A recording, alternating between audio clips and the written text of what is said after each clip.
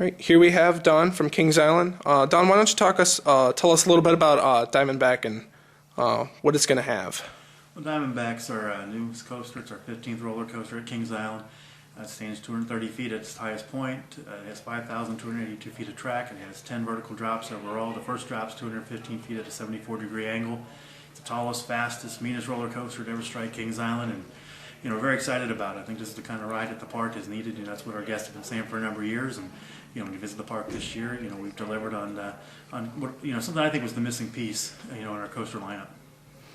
What kind of challenges were you faced with Diamondback? I think building Diamondback, I think the biggest challenges were when they were digging the footers and things, not to hit any kind of existing kind of lines and things that were under there. So that was the biggest challenge. What kind of theming in the station is going to have? The station, it'll kind of just kind of look like the B station, or maybe when you go in the Firehawk, something like that. Not a lot of bells and whistles. The thrill element, that's the big thing with this ride. That's what it's about. Not so much the theming. It's going to have a nice entrance. It'll have a great logo and things out front. But if you go to Cedar Point, you see Millennium Force, you see Magnum, or at Kings Island, with Firehawk. That's the kind of queue line and station that you're going to see. What kind of lighting on the lift hill and also on the ride will it feature?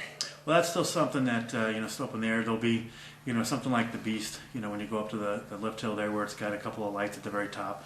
Something so it can be seen and things like that. By the planes and things flying over. What kind of capacity will Diamondback fit? Diamondback, there's going to be 3 trains. They're going to seat 32 guests at a time. So in the course of an hour, you'll be able to accommodate 1,620 guests. Awesome. Your highest capacity ride in the park. What kind of landscaping around by the splash area will be? Well, with the name of the ride, Diamondbacks, you're going to want to have kind of a little bit of a western kind of, look to it.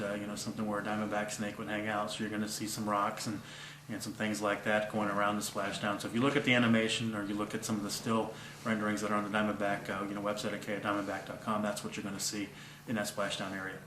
And so everything, like from the animation, everything from the rocks and all that stuff is still planned? Yeah, it's still very much planned. Everything, pretty close to scale with that. What it's going to look like. There might be a couple of trees, a couple of feet different or something like that. But I think most things are pretty realistic. Looking at the drawings and just the different things that we gave.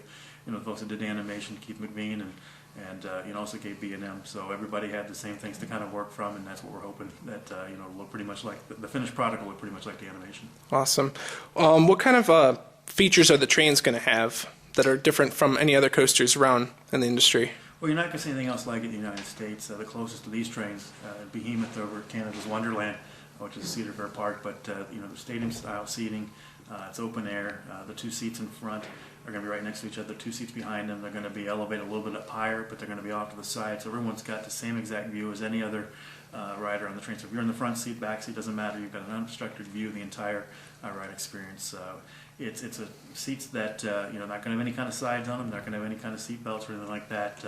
So for the guests that come to Kings Island and used to riding rides like the Beast and the Racer, where you've got kind of the sides and everything like that, you're not going to have that here. It's pretty much a little similar to what you have in Millennium Force, but a little bit different. Awesome. When's testing going to start, and when are the trains going to be put on the track? The trains, we hope to have them on the track, early February. The trains have arrived on property, but we have to wait for some of the inclement weather and things like that to kind of clear up. But the plan is to get them on as early as possible in February. The actual testing of the ride could begin, early March, as soon as the weather gets a little bit warmer. But everything with the ride, it's on schedule, it's on pace. It'll be ready to open on April 18th. How many different events will be featured in 2009 for Kings Island, also Diamondback, and also the 30th anniversary for Beast? Well, you mentioned the Beast 30th anniversary, and everything's been about Diamondback, but we don't want to get lost in the shuffle. I think the Beast is arguably the greatest wooden roller coaster ever built. You only turn 31, so we want to make that a big celebration this year, and that'll be a big part of what we do event-wise and everything. But if you look at what we did last year with Robbie Knievel coming in doing a motorcycle jump, you had Rick Valenda on the 4th of July doing a 2,000-foot high wire walk across the fountain to the Eiffel Tower from the front gate. We brought in the Brady Bunch last year. We had Carmen Electra come back. We had eating contest, things like that. You're going to see a lot of special events, along those lines.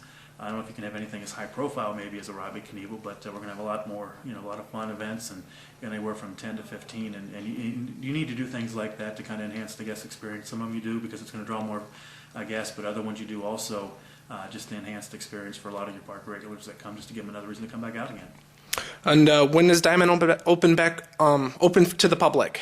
Diamondback will open on April 18th. That'll be our opening day. We're going to start today with an auction.